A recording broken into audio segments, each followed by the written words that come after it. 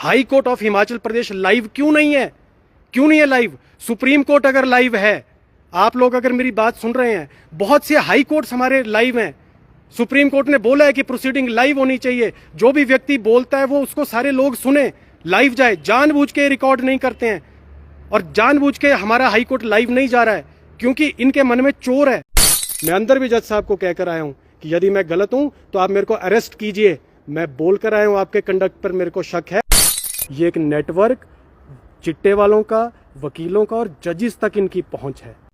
वही high court जहां पे मैं पिछले 12 साल से लगातार वकालत कर रहा हूं। और आप दुर्भाग्य देखिए, मैं आपको बताता हूं प्रदेश में लॉ एंड ऑर्डर की सिचुएशन क्या है। हम किस न्याय प्रणाली फेल है, पूरी की पूरी, पूरा का पूरा सिस्टम कोलैप्स होने पर है। लॉ एंड ऑर्डर बचा नहीं है प्रदेश में, गुंडागर्दी है शरेआम। ये मैं सीधे सीधे आरोप लगा रहा हूं, सीधे सीधे। नमस्कार दोस्तों, बड़े ही दुर्भाग्य की बात है कि मेरे को इस तरीके से आज लाइव आना पड़ रहा है और अभी शाम का समय है और पिताजी भी यहाँ पे हैं। हाई कोर्ट के दरवाजे पे मैं खड़ा हूँ, वही हाई कोर्ट जहाँ पे मैं पिछले 12 साल से लगातार वकालत कर रहा हूँ। और आप दुर्भाग्य देखिए, मैं आपको बताता हूँ प्रदेश में लॉ एंड ऑर्डर की सिचुएशन क्या है। और एक हमारे जैसे व्यक्ति के साथ, जो आदमी अधिवक्ता है पिछले 12 साल से, उसके साथ क्या हो रहा है, एक मंत्री रहे, विधायक रहे, सांसद रहे व्यक्ति के साथ क्या हो रहा है, ये आपको सुनना चाहिए। साथियों, हमारे घर में, देहरी वाले घर में, वही विधानसभा क्षेत्र जहां से पिताजी 4 बार लगातार विधायक बने, सांसद बने, उस घर में जहां पे हम पैदा हुए, पले बड़े, वहां पे चोरी की घटना होती है। और कुछ चिट्टा गैंग वाले लोग, नशेड़ी लोग, जिनके खिलाफ एविडेंस है, पेपर्स में एविडेंस है, वो लोग चोरी की घटना को अंजाम देते हैं। और वो दरवाजे काटकर, आप इमेजिन कीजिए, वो आरियों से दरवाजे काटकर, कटर से, इलेक्ट्रिक कटर से दरवाजे काटकर, सेफ काटकर शरेआम चोरी करके जाते हैं। और गनीमत इस बात की रहती है कि पिताजी और माताजी उस रात को घर पे नहीं थे। ये 8 से 10 लोगों का ग्रुप, गुंडागर्दी वाला ग्रुप हमारे घर पे हमला करता है और हमारे घर से लाखों रुपए के गहने, चांदी के बर्तन, सिक्के और भी एग्रीकल्चरल इक्विपमेंट्स लेकर जाते हैं। और इतनी बड़ी चोरी डकैती हमारे घर पर की जाती है। और उसके बाद भी आज लगभग 3 महीने से ऊपर हो गए और ना पुलिस प्रशासन कोई कार्रवाई करता है और ना ही वो लोग पकड़े जाते हैं। और वो शरेआम भागकर शरेआम घूम रहे हैं और वो आंखों में आंखें मिला के जैसे कानून को चैलेंज करते हैं, हमें चैलेंज करते हैं। आज बड़े दुर्भाग्य का दिन है कि वो लोग जिनसे रिकवरी की गई, मैं आज आपको बता रहा हूं, जिन चोरों से रिकवरी होती है, जिनके पास से चोरी का सामान बरामद होता है, वो लोग हाई कोर्ट में बेल लेने आते हैं। आप ये सोचिए हमारी कानून व्यवस्था, और मैं सुक्खू सरकार के ऊपर भी बाद में आऊंगा, हाई कोर्ट में बेल लेने आते हैं और हाई कोर्ट उनको एंटीसिपेटरी बेल, जिसको कहते हैं प्री अरेस्ट बेल, देता है मुजरिमों को। और मैं शर्मिंदा हो गया हूं अपनी कानून व्यवस्था से। मैं सच कह रहा हूं, मुझे शर्म आती है बोलते हुए। और आज मैं जब जज साहब के सामने जाता हूं और मैं उनको बताता हूं कि आप पढ़िए, फाइल में पढ़िए क्या लिखा है, मैं उनको बताता हूं चोरी का सामान बरामद हुआ इन लोगों से, इनकी क्रिमिनल हिस्ट्री है, उनके खिलाफ केसेस बताता हूं। और मैं बताता हूं जिसको आपने पिछले कल छोड़ा है एंटीसिपेटरी बेल पे, वो आदमी जाके सारा सामान बेच देगा। आपने जो इनको 2-3 दिन का मौका दिया है, और जज साहब फिर भी बेल रिजेक्ट नहीं करते हैं। और आप इमेजिन कीजिए, पिताजी पूरा दिन यहाँ पर रहे, मैं पूरा दिन उस कोर्ट में रहा कि जनाब मेरे घर में चोरी हो गई और मेरे घर के आसपास के कुछ एंटी सोशल एलिमेंट्स जो भागे हुए हैं पिछले 2 महीने से, पुलिस उनको अरेस्ट नहीं कर पाई आज तक। बार बार डीजीपी से बात की, प्रदेश के मुख्यमंत्री से संपर्क करने की कोशिश की, कह रहे हैं वो बीमार है, वो बात नहीं सुन सकते। एसपी से बात की, डीएसपी से बात की, किस व्यक्ति से हमने बात नहीं की। लेकिन आप प्रदेश में लॉ एंड ऑर्डर की सिचुएशन देखिए। यदि डॉक्टर राजन सुशांत जी जैसे एक नेता के घर पर, एक हाई कोर्ट के एडवोकेट के घर पर इस प्रकार की घटना हो सकती है, और मैं आज चैलेंज से कह रहा हूं, मैं अंदर भी जज साहब को कहकर आया हूं कि यदि मैं गलत हूं तो आप मेरे को अरेस्ट कीजिए। मैं बोलकर आया हूं आपके कंडक्ट पर मेरे को शक है, आपका कंडक्ट न्यायप्रिय नहीं है।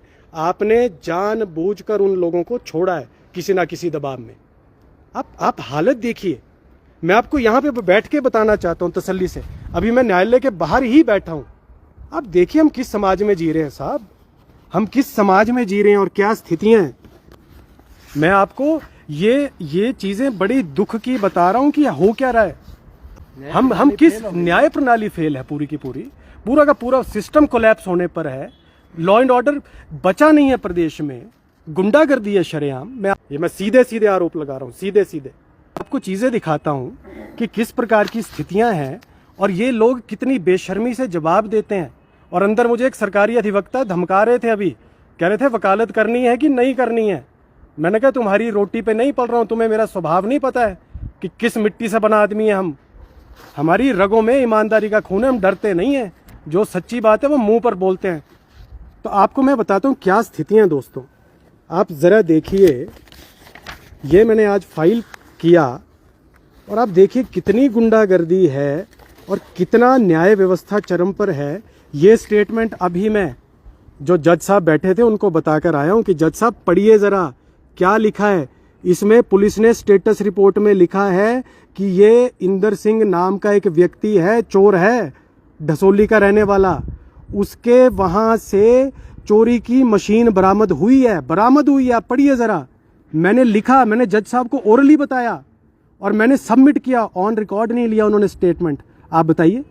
और मैंने ये बताया, ये आप लाइन पढ़िए इसमें क्या लिखा है। इसमें साफ साफ लिखा है, पुलिस ने लिखा है, मैंने नहीं लिखा है, कि जो मुलजमान के सामने बलदेव सिंह के मकान की तलाशी नियमानुसार अमल में लाई गई और दौराने तफ्तीश बलदेव सिंह के घर से तूड़ी के स्टोर में अदद मशीन और जमीन में खड्डे खोदने वाली तूड़ी के मशीन पाई गई मौके पर और वो रिकवरी हुई। और आगे लिखा है कि मशीन पहचान भी कर दी गई उसकी। उसके बाद लिखा है कि प्रीवियस, ये जो व्यक्ति अरेस्ट किया गया इसकी प्रीवियस क्रिमिनल हिस्ट्री है, कि ये पहले चोरी के मामलों में, ये देखिए शरेआम लिखा है कि यहाँ पर चोरी के मामलों में इसके खिलाफ ये चोरी के मामले रजिस्टर्ड हैं।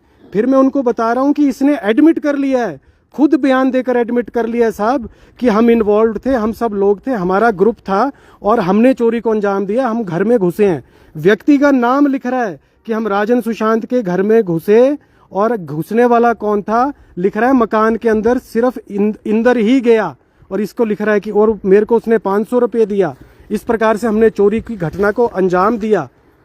मैं आज पूछना चाहता हूं कहां है न्याय व्यवस्था। ये सब दिखाने के बावजूद माननीय उच्च न्यायालय के जज, जिनका नाम श्री रंजन शर्मा है, वो क्या कहते हैं आपको मैं बताऊं। वो कहते हैं पुलिस को कि आप उनको गाइड कर रहे हैं दूसरे साइड के एडवोकेट्स को, और एक जज साहब के बेटे हैं जो एडवोकेट हैं यहाँ पे, उनको कह रहे हैं आप ऑब्जेक्शंस फाइल कीजिए, मैं इसको बाद में रखता हूँ।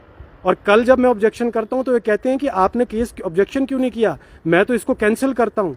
मैं इनको कह रहा हूँ जज साहब आप जिन मुजरिमों को छोड़ रहे हैं ये चिट्टे वाले हैं, ये नशेड़ी हैं। मैं हिस्ट्री बता रहा हूँ कि एक जगह पे नहीं कई जगह अपराध कर चुके हैं।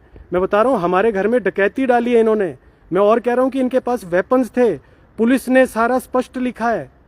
उसके बावजूद वो जज साहब बेल नहीं देते हैं और बेल रिजेक्ट नहीं करते हैं। और ये बताने के बावजूद कि चोरी का सामान बरामद हुआ है। कौन सा ऐसा देश का न्यायालय होगा जहां पे आप बता रहे हैं कि सामान बरामद हुआ है और उसके बाद भी आदमी को जानबूझ के छोड़ा जाता है सिर्फ इसलिए क्योंकि एक नेटवर्क है। ये हम सबको समझना होगा। ये एक नेटवर्क चिट्टे वालों का, वकीलों का और जजिस तक इनकी पहुंच है। और जजिस के बेटे इनके लिए अपीयर होते हैं, सिटिंग जजिस के बेटे इन चिट्टे वालों के लिए, इन नशेड़ियों के लिए, इन गर्दी करने वालों के लिए अपीयर होते हैं और शक्ल देखकर न्याय दिया जाता है, शक्ल देखकर। अरे साहब मैं क्या बताऊं, मैंने बोला आप इनको छोड़ रहे हैं, ये तो सारा सामान बेच देंगे, इनके पोजेशन में और ये सब कुछ अपना टेम्पर कर देंगे एविडेंस। जानबूझ के छोड़ा जाता है।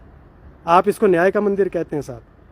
ये तो हम जानते हैं, वकील मेरे जैसे लाखों वकील जानते हैं कि हम लड़ के कैसे न्याय लेते हैं और आज क्या स्थिति है। ये गुंडागर्दी की सीमा है। डेडली वेपन्स के साथ हमारे घर पर देहरी में हमला होता है, चोरी होती है और उसके बावजूद भी 3-4 महीने बीतने के बाद भी कोई कार्रवाई नहीं होती।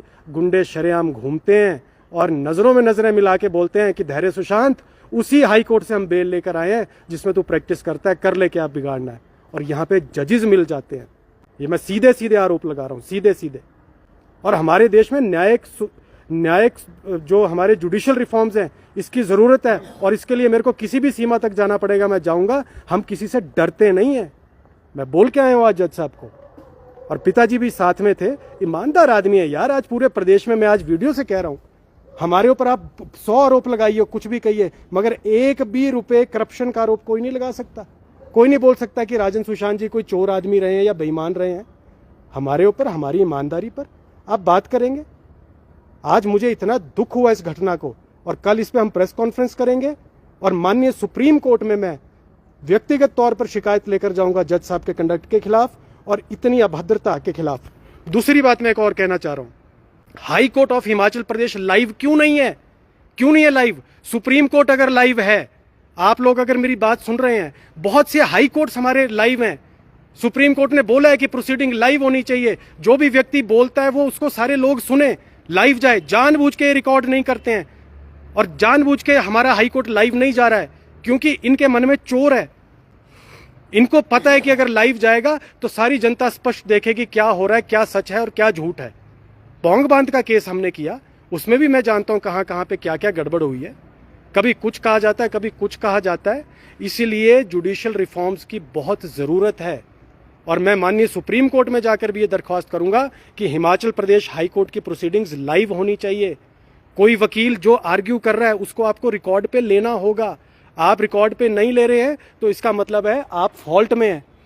तो ये एक छोटा मसला नहीं है, ये बहुत बड़ा मसला है। और आज मैं इस वीडियो के माध्यम से स्पष्ट रूप से कह रहा हूं कि कोई और करे ना करे, अब ये धैर्य सुशांत शुद्धिकरण का अभियान चलाएगा।